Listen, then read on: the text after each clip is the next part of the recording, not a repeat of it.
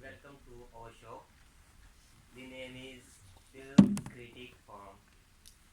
We do warm welcome to our judge, Ms. Patricia, and our audience. Thank you for being here today. We are talk. We are here to talk about Film Critic. The movie name is Catch Me If You Can. They officially launched in 2002 and directed by Steve. This movie gets many awards in after launching a few years. So this is very interesting movie. Uh, so it's my pleasure to introduce myself. My name is RAHMAN, and I'm playing a role as a moderator. And these are my group member and playing a role as a panels in this film critic forum. And now they will introduce to you one by one. Hello, I am Andre. Okay, alright, so very good morning to all. I'm VINCENT. Hello guys, I'm Vincent. Hi guys, I'm Hari Kumar. Okay. As you know, this movie gets many awards and it's very interesting. So, what is your impression on the movie when you first watch it? Thank you for the questions. One word: fun and colorful. I mean two. Two words. That's two. I'm very sorry. Okay. So the movie is fun because obviously it's fun to watch. I mean, yeah. So as of colorful, I have a lot to talk about. Colorful. It's not that I'm not talking about how radiant or how they screen the film. I mean, obviously it's a colorful movie. It's in color. It's not black and white.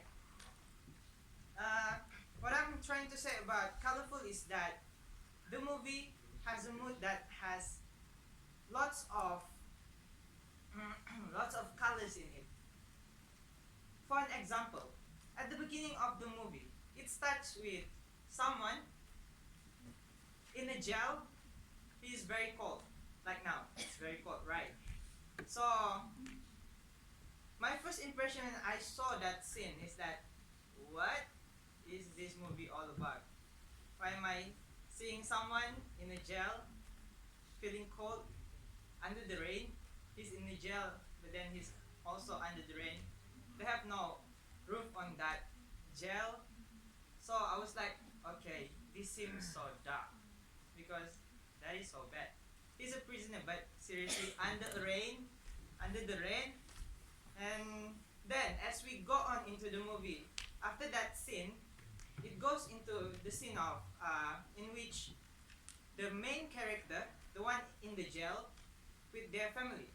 During that time, they are so cheery, they are so cheerful, they are having fun with each other, and I think that's a cool scene because that is like, if I'm about to describe it in colors, I would say it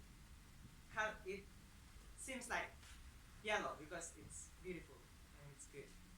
And then as we go on through the movie, there are scenes in which the main character Frank meets with the police, the cop that is chasing him, in which he tricked on the cops into thinking that he is also a cop. That is pretty fun. I mean, it's funny. So that's when we see that different kind of moods in the film.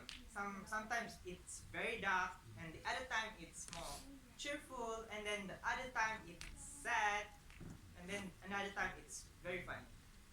So, oh yeah, before I forget, I'm sorry, I'm going to add to that those two words. I think the movie is also unpredictable because in one point, uh, you will.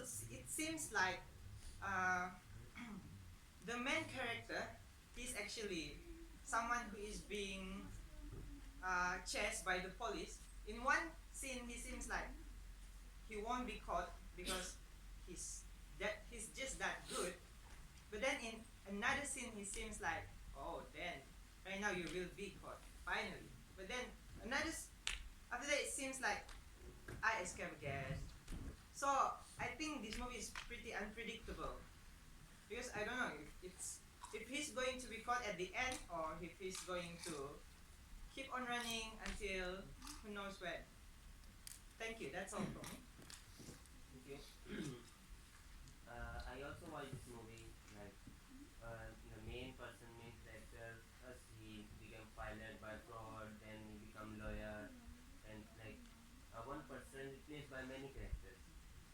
Then my next question to panel two: who is your favorite character in the film? Right. So for me, I would give a background. I'll give everyone a background about my favorite character. So my favorite character would be Frank Abagnale Jr., who is like the actor Leonardo DiCaprio, who actually plays Frank Abagnale Jr. So his background story was like that. So he was a young boy. So he grew up in New Orleans, New York, where New York it seems like where people are living the American dream. So his father was awarded with in the lottery card. So he's living a luxurious life. But then eventually everything got to a point where his father actually got accused for being tax fraud by the IRS. So things at that time are tense. So it's when where his mother actually fools around with his father's friends, and then their parents ended up in a divorce. So instead of facing the divorce, of picking whether to choose like whether the mother or the father, he decided to run away at the age of 16. So this is basically the background. Okay, back to the question: who is my favorite character and why? Why is it my favorite character? So there are a few points to add on. So basically, he's an intelligent person.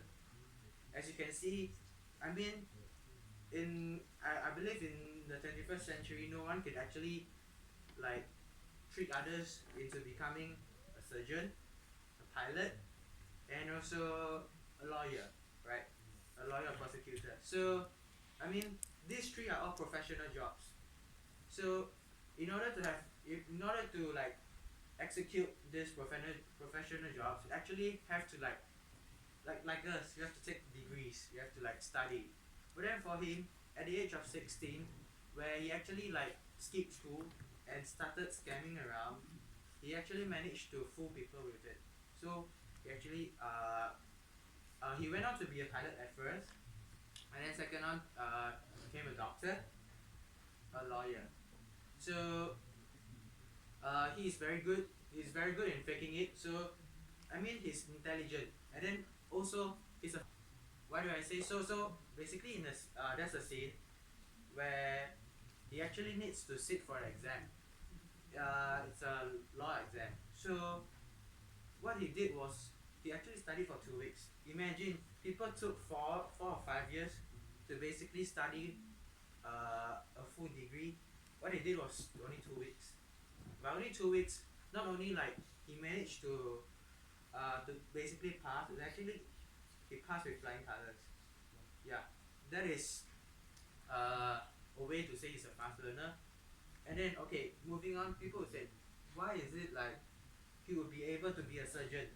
So to be a professional surgeon, you have to like actually carry out surgery, right?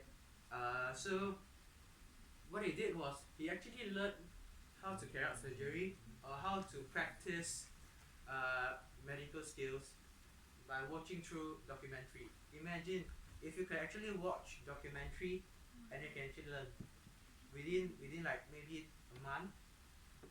He's like a panel doctor over there, right? So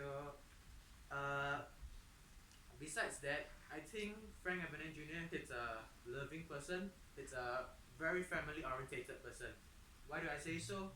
So in the whole film, you can actually see that he actually writes letters, even though when he's like scamming all around the world, he actually writes letters to his father. So in this movie, you can see like there's a big part of father and son love moments. So as you can see, he writes letter.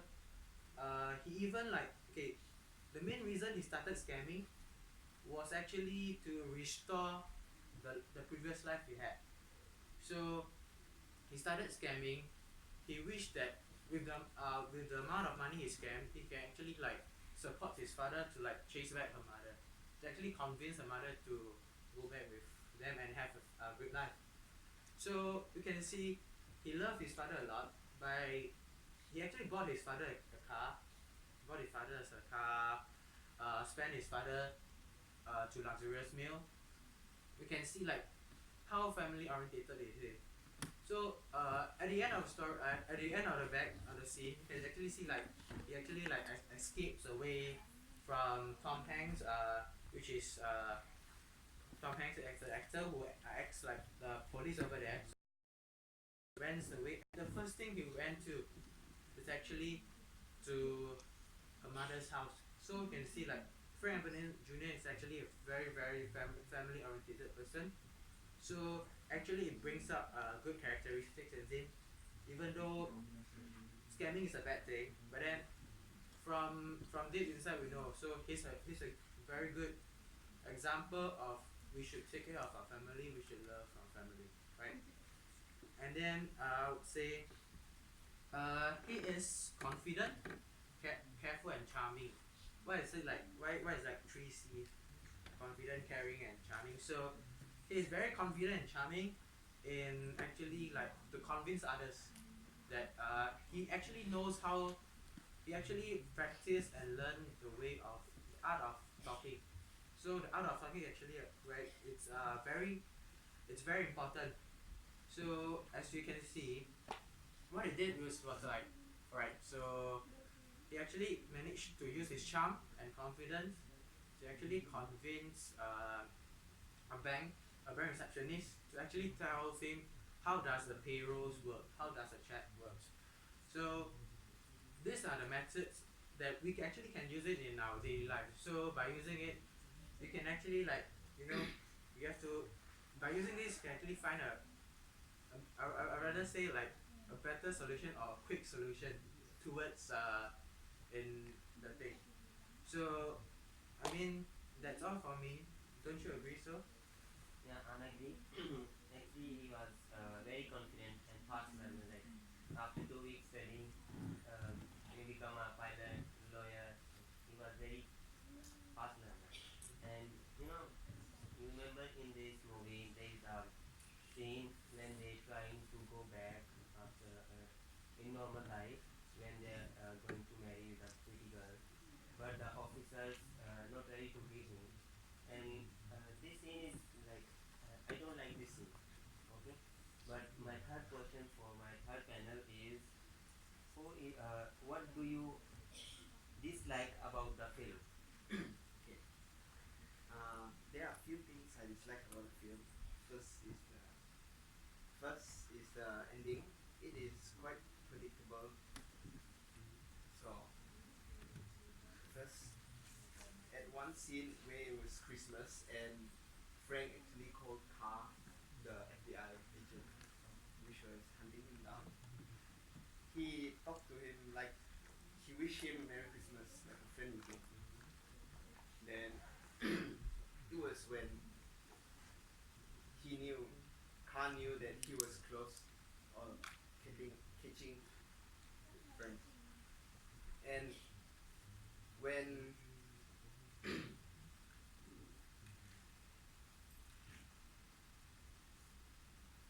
the next scene is when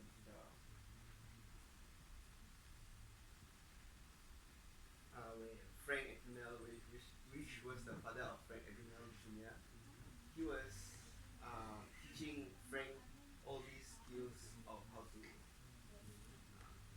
talk to girls and seduce them into telling them into doing things that Frank needs or he yeah, to improve the scam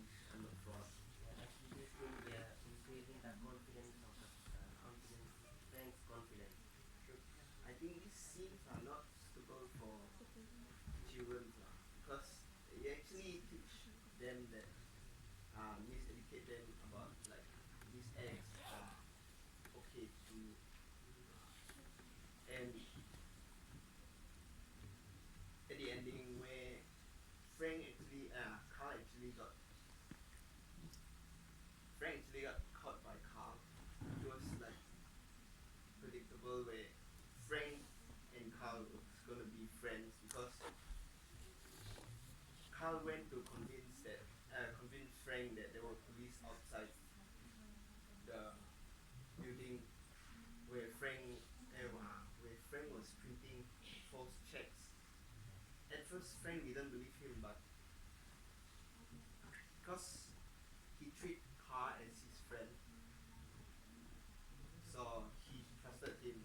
But when he got outside, he thought he was like lied to because there was no cops. But in the end, the cops came and Carl actually convinced Frank that he was going to get him back to America safe.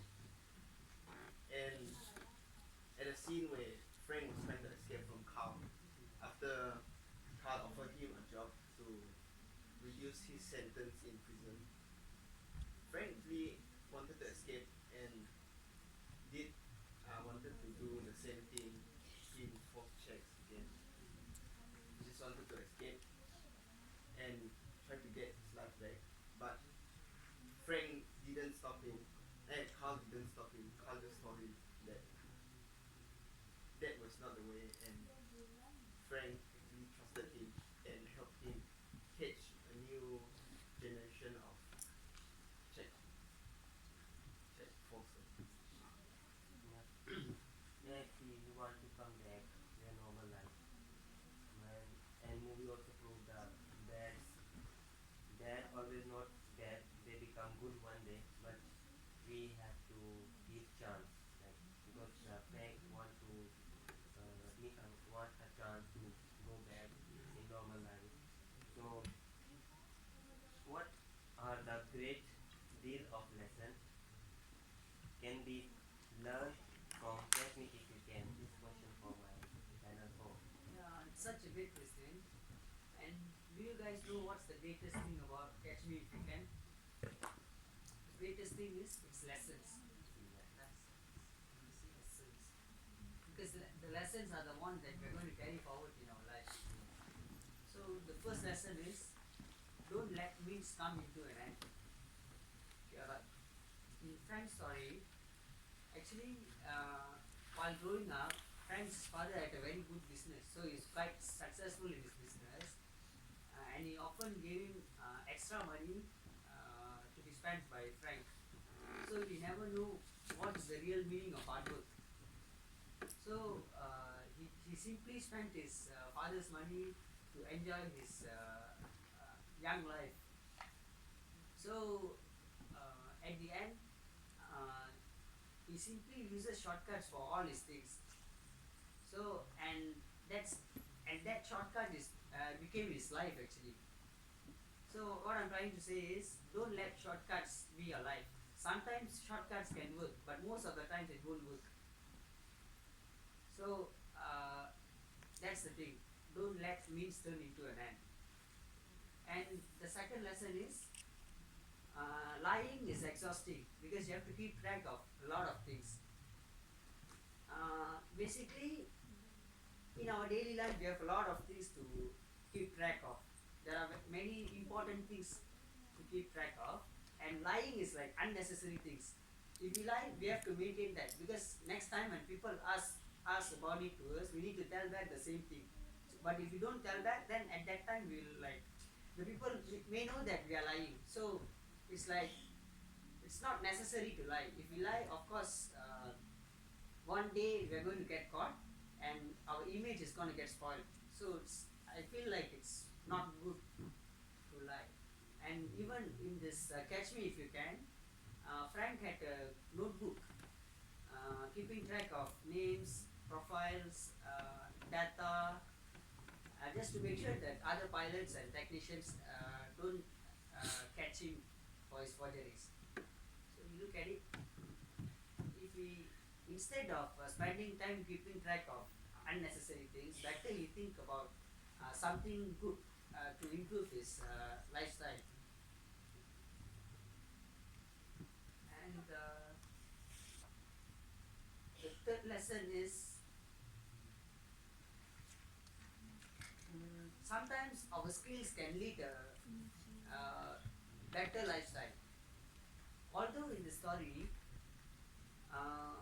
Frank had very bad skills actually. His forgeries, stealings, and his negative habits are not good. But then at last, these negative skills are the one that lead his lifestyle. At the end, after he gone through the jails, finally he worked in a bank to identify the bank robbers, bank fraudsters. So, but I don't mean that we have to follow as what Frank did, because what Frank did is actually wrong. We shouldn't do that. But the value that we can take is, finally his skill is the one who brought him up. So that's the important thing. I'm agree with all of your points, and it is very great meeting with you. And it's over for today. Okay. And do you have any questions? I'm sorry. I'm sorry, Mr. Moderator. It's been my dream. I once told myself that if I ever get the chance to ever sit here in this very site, I would like to ask the others, these big figures in this place. May I? Yeah. Oh, I'm very sorry. We all know that this film, Catch Me If You Can, won lots of awards. In your opinion, what is the factor that helps Catch Me If You Can to win all these awards that they have today? I think I can go first. So for me, I think it's the actors. So Leonardo DiCaprio, Tom Hanks. You can see these are two major powerhouse, I would say. So by that means, we can say like it's a guarantee that their acts would be good. So for me, that is the factor. I don't know what about it. I feel like the main factor is the story. Story. The story is quite interesting and it's quite extraordinary. You know why? Because most of the movies that is produced in this film industry, the main story will be there'll be a hero who is very good in character also, but then and there'll be a villain at the same time. But in this story, there is an hero, but this hero is a villain at the beginning. He is the one who's doing all the mischievous things, all the bad things. So that's how I feel it's quite different from other movies. So it's very inspiring. Okay. Don't you think this movie getting many awards because of the director? The director who directs the movie. Don't you think this movie getting many awards because of director? In my opinion, the director plays quite a big role because he is the one that arranged this movie. But I think, just like Shen said, that the actors and actress plays a pretty big role also because their performance are very good, and I think that's why. Yeah, because the character playing role as according to the director. Like director said, do like this, and you know, the director, the movie main thing, the director. I mean, okay for now. And do you have any questions? No. Any comments? Anything? Yes. I want to ask about we like for bad thing, right? How about we like for good thing? I mean, we like for something that we need to hide. Like you like that thing, not good thing. You mean white lies? Yes. So I think lies are bad lah. Even though you lie for good thing, white lies, but when a person find out that you are lying just to make him or her feel good, it will also hurt his or her feelings. Thank you.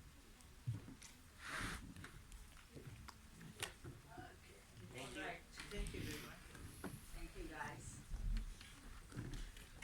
For future reference, when I give you the signal to say stop, it means stop.